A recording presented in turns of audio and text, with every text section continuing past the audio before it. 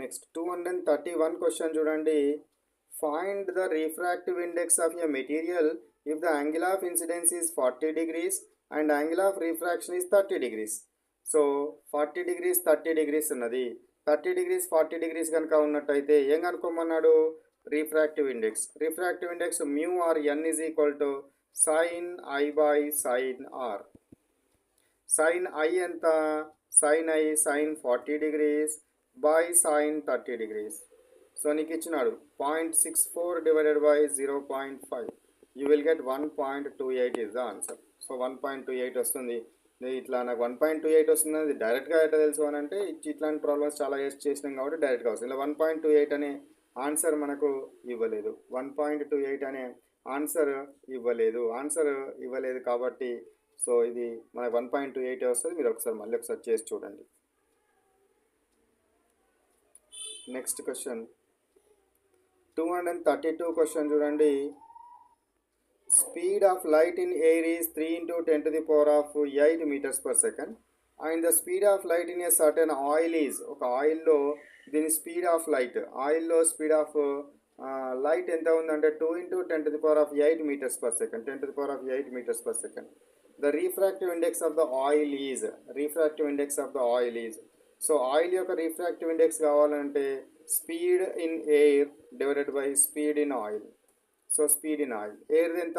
3 × 10⁸ divided by 2 × 10⁸ is equal to how much we will get? 3/2 is equal to what? 1.5 we will get.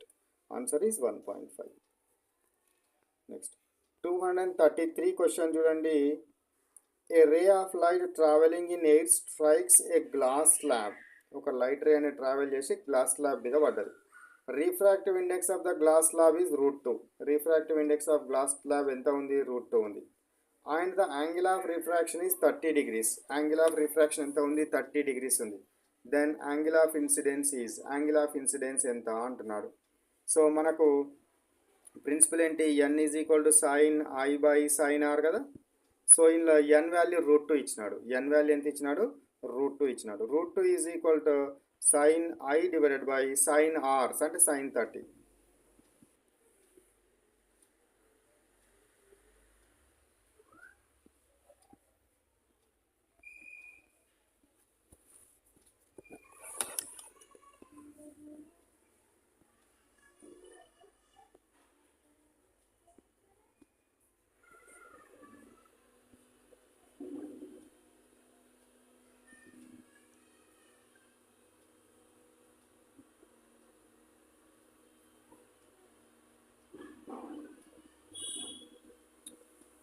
So ఈ ప్రాబ్లమ్ని చేయండి, ఇంతకుముందు చేసిన విధంగా వస్తుంది. You will get answer. Next 234th question చూడండి. A ray of light enters parallel sided glass slab with an angle of incident is 30 degrees. The angle of emergence of the ray is that leaves the slab into air will be. Angle of emergent ray అడుగుతున్నాడు. So angle of emergent ray అడుగుతున్నాడు. So glass స్లాబ్లోకి వెళ్ళేటప్పుడు incident ఎంత వెళ్ళింది? 30 degrees వెళ్ళింది. Emergent ray angle అడిగినాడు. ఒకవేళ ఇది ఏంటిది అన్నాడు? A light ray enters parallel sided glass slab. రెండు వైపులా ప్యారలల్ సైడ్ ఉన్నది. ఈ ప్యారలల్ సైడ్ ఉన్న గ్లాస్ స్లాబ్లోనికి ఎంతైతే కోణంతో, ఎంత యాంగిల్ తోటి అయితే లోపలికి వెళ్తుందో లైట్ రే అనేది అంతే కోణంతో ఎమర్జెంట్ అవ్వడం జరుగుతుంది. ఎంత యాంగిల్ తోటి అయితే లోపలికి వెళ్తుందో అంతే యాంగిల్ తోటి ఎమర్జెంట్ అవుతుంది అనేది మనము గుర్తుంచుకోవాలి. కాబట్టి ఆన్సర్ ఏమొస్తుంది? 30 degrees. Next question number 235 question చూడండి. 235 క్వశ్చన్ చూడండి. ఇక్కడ ఈ క్వశ్చన్ లోపల ఏం అడిగినాడు అని అంటే మనకు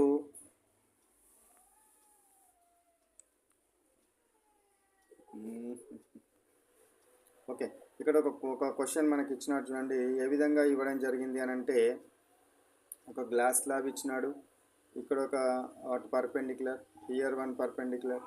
సో ఇది ఇన్సిడెంట్ ఎంత వచ్చిందంటే 25 degrees తోటి ఇన్సిడెంట్ అయింది. సో ఇక్కడ రీఫ్రాక్షన్ తీసుకుంటే ఇది 20 degrees. 20 degrees అంటే తక్కువ అయింది కాబట్టి దీని యొక్క రిఫ్రాక్టివ్ ఇండెక్స్ ఎక్కువ.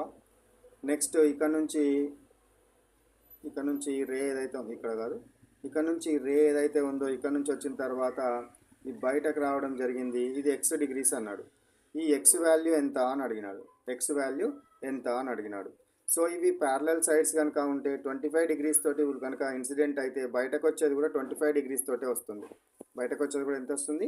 25 డిగ్రీస్ తోటే వస్తుంది అనేది మనము గుర్తుంచుకోవాలి. 25 డిగ్రీస్ తోటే బయటకు వస్తుందనే విషయాన్ని మనము గుర్తుంచుకుంటే సరిపోతుంది. ప్యారలల్ సైడ్స్ కనుక ఉన్నట్టయితే ఎన్ని డిగ్రీస్ ఆఫ్ యాంగిల్ తోటి అయితే పడుతుందో అన్ని డిగ్రీస్ ఆఫ్ యాంగిల్ తోటే బయటకు రావడం జరుగుతుంది అనేది మనము గుర్తుంచుకోవాలి. Next question 236